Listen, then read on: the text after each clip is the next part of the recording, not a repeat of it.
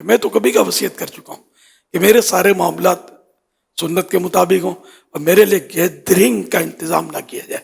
بس جو ہیں، جو وقت ہو گیا، جو سنت کے مطابق سارے معاملات ہو جائیں تو بس مجھے اللہ کی رحمت کے سپرد کر دیں. یہ کیا مطلب کہ آپ 2 دن تک کولڈ اسٹوریج میں بیٹھ دیں کہ دعوت اسلامی کا ایک روپ پڑے گا بھائی، اس کے ساتھ لاکھوں کروڑوں ہیں. الحمدللہ جیتے جی دعوت اسلامی کا روپ پڑا ہوا ہے کہ دعوت اسلامی کے ساتھ کروڑوں لوگ ہیں.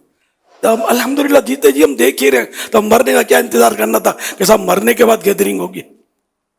جیتے جی گیدرنگ ہے، اللہ کی رحمت ہے، اس کا کرم کروڑا احسان ہے.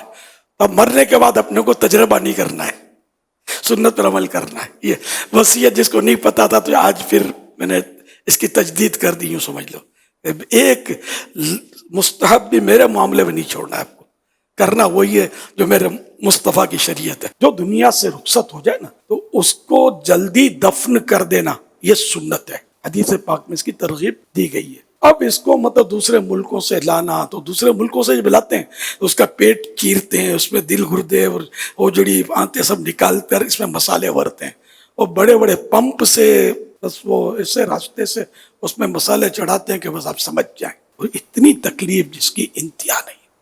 اور مطلب جس طرح کٹے ہوئے بکرے کو کھینچتے ہیں نا، بقرعید کے دنوں میں مناظر دیکھے جاتے ہیں تو وہ وہاں لاشوں کو اس طرح کر رہے ہوتے ہیں. وہاں کیا یہاں کیا، ہر جگہ مطلب یہی حالت ہے. پھر اس کو کولڈ اسٹوریج میں رکھنا. اور یہ ذہن میں رکھیں کہ جس طرح زندہ انسان کو جن چیزوں سے تکلیف ہوتی ہے مردہ انسان کو بھی تکلیف ہوتی ہے. اعلیٰ حضرت نے نقل کی حدیث پاک کہ ہڈی، جس طرح زندہ انسان کی ہڈی توڑنے سے اس کو تکلیف ہوتی ہے، اس طرح مردہ انسان کی بھی ہڈی توڑنے سے اس کو تکلیف ہوتی ہے. تو اس لیے اپنی اس کی خاطر کی ہم مطلب تو 4 دن بعد 8 دن بعد وہ لاش مطلب اس طرح وہ آئے، وہ سلسلہ اگر آپ کو تو فریش لگے گی لیکن وہ فریش نہیں ہوتی. اور یہ اس بیچارے کو اتنی تکلیف ہوتی ہوگی کہ ہم تصور نہیں کر سکتے. اس لیے جہاں انتقال ہوا وہیں کے مسلمانوں کو اجازت دے دی جائے کہ وہاں اس کو دفن کر دیں، آپ ایصال ثواب کریں. یہ آ بھی گیا تو آپ نے کون سا گھر میں رکھنا ہے سجا کر، آپ نے بھی جا کر دفن کرنا ہے.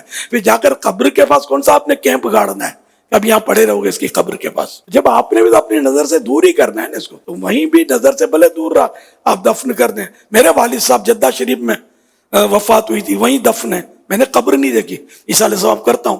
تو ثواب کے لیے قبر پر جائیں تو ہی ثواب پہنچے، یہ شرط تو نہیں ہے. ایصال ثواب تو ہو سکتا ہے. مہربانی کر کے اپنے میت پر رحم کریں. بڑے بوڑھوں سے خاص کر میری درخواست ہے کہ یہ اس طرح کی بے جا ڈیمانڈ نہ کریں، مطالبے نہ کریں کہ اس کو لاؤ آخری دیدار کریں گے. زندگی بھر تو دیدار کیا ہے، یا نوٹ کمانے کے لیے اس کو برسوں سے تو اپنے دیدار سے محروم کیا، اور اب آپ کو دیدار کرنا ہے. اب تو چہرہ بھی بیچارے کا پتہ نہیں کیسا رہا ہوگا موت کے صدمے سے. وہ دیدار کرنے والا ہے بھی کہ نہیں ہے. بعض اوقات دیدار نہیں کیا جاتا، منع کر دیا جاتا ہے تو چہرہ ایسا ہو جاتا ہے. تو اس لیے رحم کھائیں اور جہاں جو ہے اس کو دفن کریں. کہ سنت یہی ہے کہ تاخیر نہ کی جائے، تو اس سنت پر عمل کرنا چاہیے. سنت میں عظمت ہے.